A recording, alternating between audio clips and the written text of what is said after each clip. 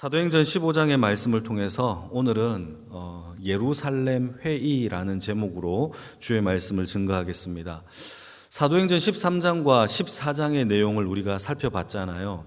사도행전 13장과 14장은 사도 바울과 바나바가 1차 전도 여행의 사건들을 다루고 있어요. 우리가 이미 공부했다시피 구브로 섬에 있는 바보라는 도시에서 예수를 증거했던, 이 복음을 증거했던 사역도 우리가 살펴봤고, 비시디아 안디옥에서 회당 가운데서 바울이 일어나서 복음을 전하는 것도 살펴봤고, 그리고 루스드라에서 사도 바울과 바나바가 제우스 또 헤르메스라는 신의 촌칭을 받으면서 그걸 거절하는 사건들도 우리가 이미 살펴보았습니다. 그런데요, 이렇게 1차 전도 여행을 바나바와 사도 바울이 이제 사역을 감당하고 좀 오랫동안 교회를 비웠을 거 아닙니까? 오랫동안 교회를 비우고 교회를 다시 돌아와 보니까 문제가 생겼어요. 어떤 문제가 생겼느냐? 이 예루살렘 교회에 지도자 2명이 사라진 이 이후에 유대인들 가운데 믿음을 가진 사람들이 예루살렘에서 올라와서 예루살렘 교회에서 올라와서 이들이 안디옥 교회에 있는 성도들에게 복음이 아닌 율법을 가르치기 시작했어요. 그러면서 하는 말이 너희들이 율법을 지켜야 구원을 받는다. 할례를 받아야 하나님께 택함을 받은 것이다 라고 이렇게 가르치는 사건이 벌어진 거죠. 한번 1절 2절 같이 한번 읽어볼까요? 1절 2절입니다 시작. 어떤 사람들이 유대로부터 내려와서 형제들을 가르치되 너희가 모세의 법대로 할례를 받지 아니하면 능히 구원을 받지 못하리라 하니 바울 및 바나바와 그들 사이에 적지 아니한 다툼과 변론이 일어난지라. 형제들이 이 문제에 대하여 바울과 바나바와 및 그 중에 몇 사람을 예루살렘에 있는 사도와 장로들에게 보내기로 작정하니라. 이 사건이 굉장히 큰 사건이 벌어진 거예요. 많은 논쟁이 일어났고 많은 싸움이 실강이가 계속 벌어진 거예요.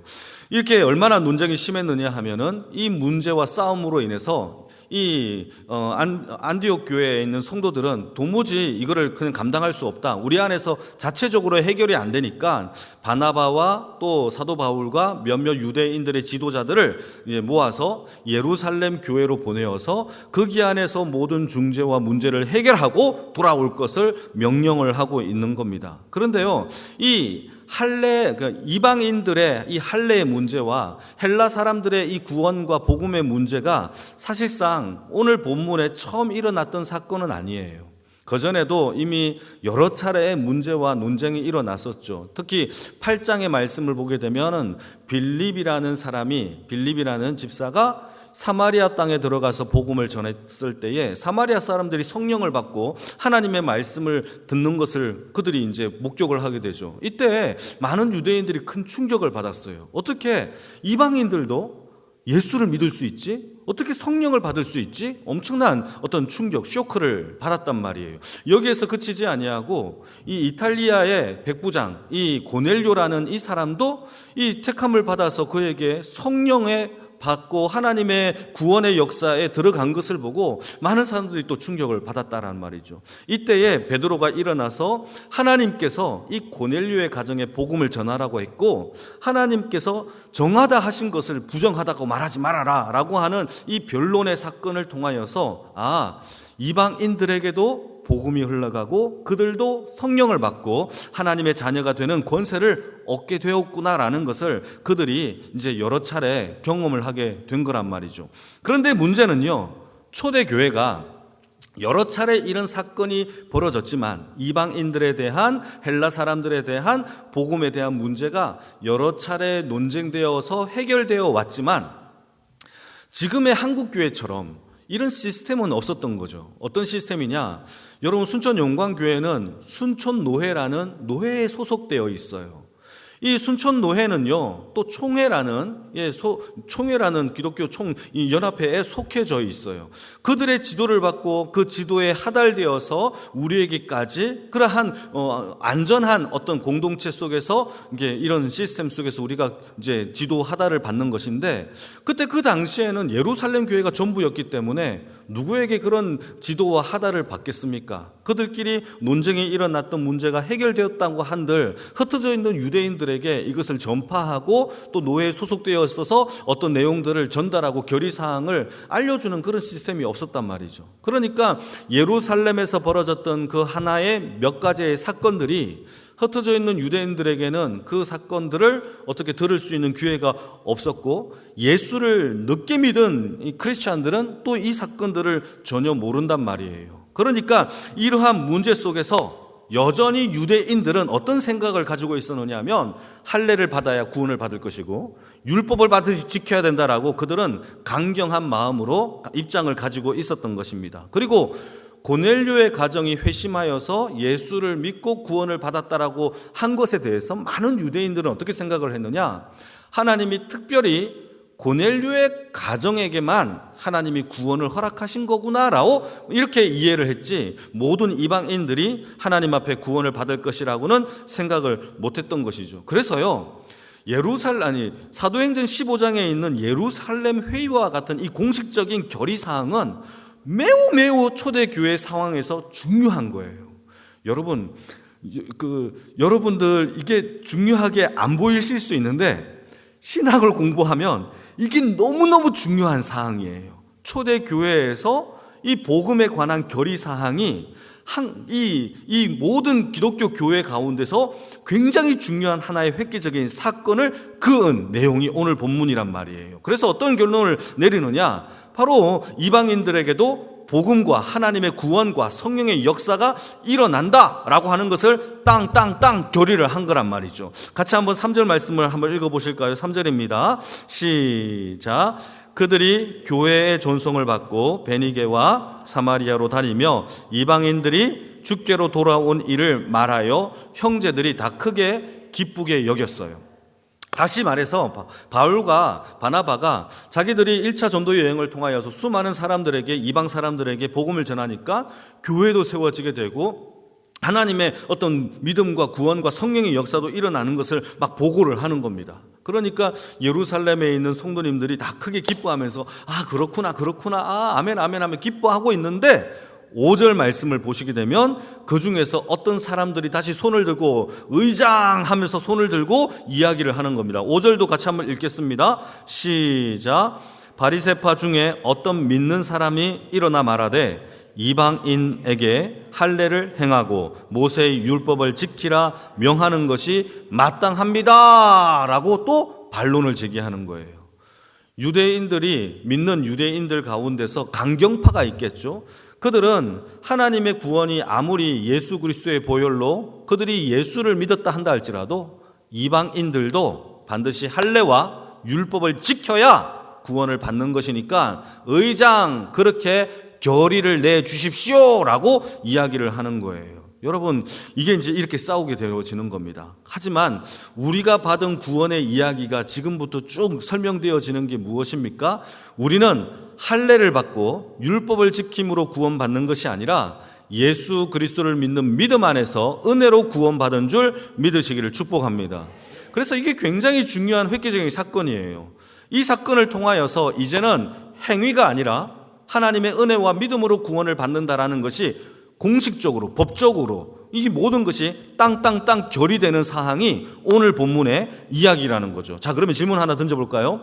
오늘 본문 15장에서 이 예루살렘 회의에서 구원이 하나님의 은혜로 이루어진다라는 것을 결의했음에도 불구하고 많은 유대인들은 할례와 율법을 여전히 지켜야 한다라고 주장을 했을까요? 안 했을까요?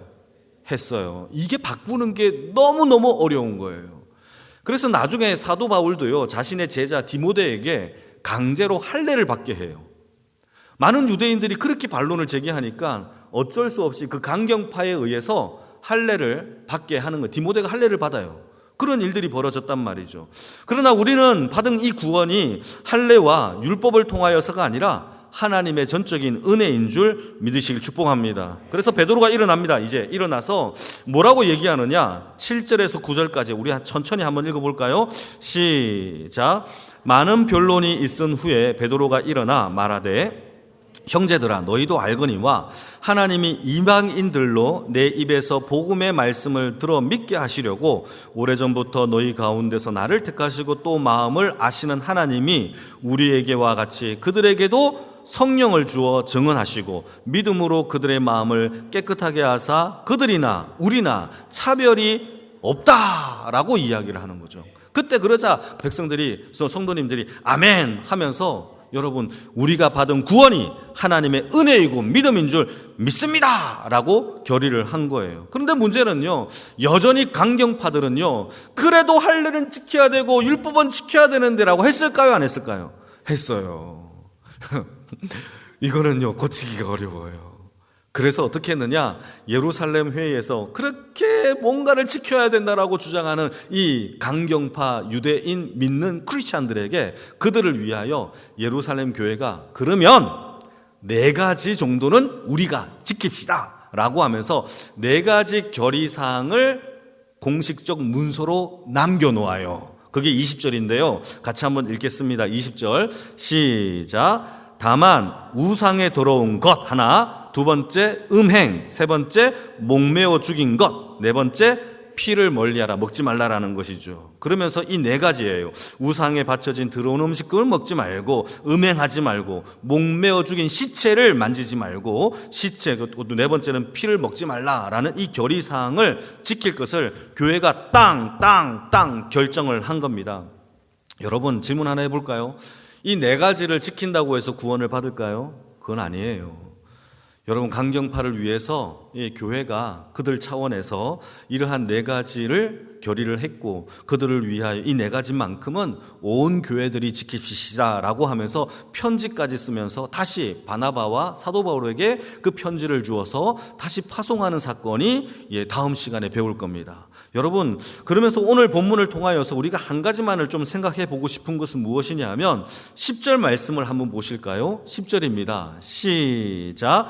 그런데 지금 너희가 어찌하여 하나님을 시험하여 우리 조상과 우리도 능히 매지 못하던 멍에를 제자들의 목에 두려고 하느냐. 여러분 이스라엘 백성들의 선조들이 하나님의 율법을 받았고 그들은 선택함을 받은 어떤 선민이라고 생각했어요. 그런데 그들이 하나님을 그렇게 선민이라고 생각하고 율법과 할례를 그렇게 중요하게 여겼던 유대인 선조들이 질문입니다. 온전하게 율법을 지켰나요? 안 지켰나요? 안 지켰어요. 그래서요 이스라엘 백성이, 이스라엘 나라가 망했어요. 완전히 전멸했어요. 남쪽 유다도 망했고 북쪽 이스라엘도 망했어요. 이스라엘 나라는 그 자체가 아예 망해버렸다니까요. 뭐 해서요? 율법을 온전하게 지키지 않아서요.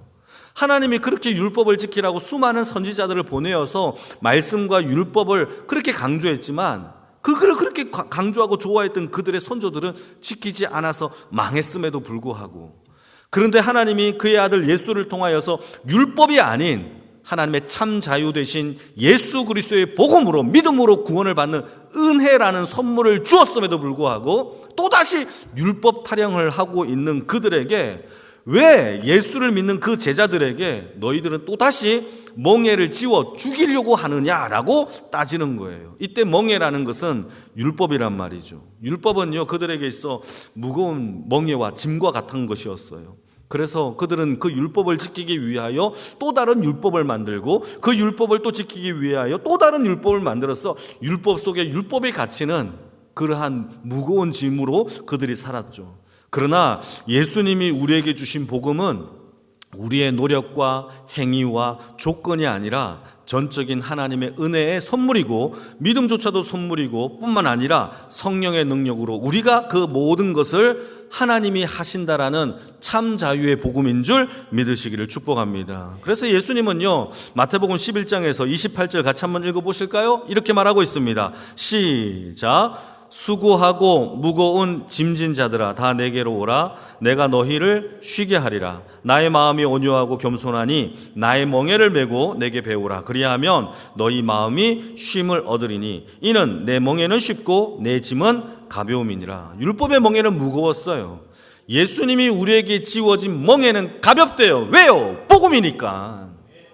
우리가 할 수 있는 능력이 아니라 성령님이 우리를 위하여 이미 하신 역사니까 가볍고 쉽고 자유가 있고 쉼이 있고 예수 그리스도를 통하여서 참된 하나님의 은혜를 누리라고 예수님께서 우리를 초청하고 있는 겁니다. 그리고 수고하고 모든 무거운 짐진 자들아 다 내게로 와라. 이게 바로 복음의 메시지인 겁니다. 여러분, 거짓 종교일수록 무거운 짐들이 많아요. 그거 아십니까? 타 종교나 미신을 믿는 사람들은 이렇게 해야 될 것과 안 해야 될 것들이 너무너무 많아요. 그래서 어떤 날에는 이사 가면 안 되고 뭘 하면 안 되고 이걸 하면 복을 받고 저걸 하면 부정 타고 막 이런 것들이 많단 말이에요. 어디 가서 귀인을 만나고 어디 가서 뭘 해야 되고 이런 것들이 많죠. 그러나 여러분, 그런 것들은 다 무거운 짐의 거짓 종교예요. 제가 예전에 TV를 보니까 전라남도 정암인가요? 정암이라는 곳이 있어요? 없죠? 정암이라는 곳에 씨름 선수단이 있어요. 그 TV에 한번 나온 적이 있는데 여러분 보신 분들은 아시겠지만 그 씨름 감독이, 저는 그때 깜짝 놀랐어요. 되게 젊으신 분인데 그분이 밥을 펄 때에도 3숟가락을 퍼요. 그리고 7숟가락을 퍼요. 안 보셨어요? 저는 TV로 굉장히 많이 보는 사람처럼 만드는데 좀 많이 안 봅니다. 근데 7숟가락과 3숟가락을 퍼는 이유가 3과 7이 행운을 가져다 주는 숫자라는 거예요. 그러면서 밥을 펄 때에도요, 주걱으로 3숟가락 또는 많이 먹을 때는 7숟가락을 딱 퍼서 이렇게 먹어야 되고, 뿐만 아니라 숫자를 굉장히 중요하게 여기고, 아침 일찍 산에 올라가서 산의 정기를 받아야 된대요. 그 정기, 그 산에 기운을 받아야 된다면서 막 올라가가지고 막 손을 펴고 막 하면서 그러는 거예요. 그리고는요, 또 그 산에서 또 절을 하는데 3000배 절을 해요. 꼭 3000배를 해야 된대요. 3이라는 숫자가 들어가야 된다는 거예요. 그렇게 해서 내려오는 겁니다. 여러분, 그게 스스로 멍에를 만드는 사람이 아니고 뭐가 되겠습니까? 우리는요, 이게 숟가락 마음대로 먹고 싶을 때 먹으면 되는 거 아니에요? 그런데 그분은 그러지 않았어요. 여러분, 근데 신기한 거는요, 그 방송이 나가고 난 다음에 많은 사람들이 3과 7을 좋아하기 시작했대요. 또 아침 일찍 정기를 받기 위해서 산에 올라가는 사람이 그렇게 많아졌대요. 여러분, 신기하지 않습니까? 여러분, 사람들은요, 뭔가를 해야 되고 무거운 짐을 지워주면 그곳에 효험이 있다라고 생각해요. 그래서 그걸 하려고 하고 그것을 지키려고 하는 그러한 인간의 심리들이 있는 거예요. 여러분, 그게 아니에요. 복음은 우리에게 멍에를 지워주는 게 전혀 아닙니다. 산에 올라갔다라고 해서 복을 받겠습니까? 3000배를 기도를 했다고 해서 소원이 성취되겠습니까? 여러분, 타락한 종교일수록 그러한 멍에가 많고 거짓 미신들이 많아요. 하나님은 저와 여러분들에게 있는 그대로의 모습으로 나오기를 원하세요. 우리가 가진 것으로는요, 가능성이 없어요. 가망이 없어요. 그래서 하나님이 우리에게 너는 몸만 와, 내가 그냥 줄게의 복음을 저와 여러분들이 이미 받은 거예요. 그래서요, 통회하는 마음으로, 하나님께 자복하는 마음으로 주님께 나아가면 우리의 상처 입은 마음을 고치시고 우리의 상처를 싸매어 주셔서 회복시키시는 하나님의 은혜가 우리가 받은 진정한 자유이고 복음이고 내 멍에는 쉬움의 예수 그리스도의 은혜인 줄 믿으시기를 축복합니다. 오늘 이 말씀을 가지고요, 초대교회가 얼마나 많은 싸움이 그러한 무거운 짐으로 논쟁에 일어났는지 몰라요. 그러한 결과로 우리는요, 지금 참 자유의 복음을 여러분 쉽게 믿을 수 있는 그러한 은혜를 누리게 된 겁니다. 여러분, 그래서 그러한 부분을 감사하면서 오늘 이 밤에 나에게는 내 스스로 지워진 멍에는 없습니까? 내게 스스로 내가 지워진 내게 무거운 짐은 없습니까? 하나님 앞에 이 모든 짐과 멍에를 다 내려놓고 하나님, 참 자유와 기쁨의 평안을 내게 허락하여 달라라고 기도하는 이 밤이 다 되어지기를 주님의 이름으로 축복합니다.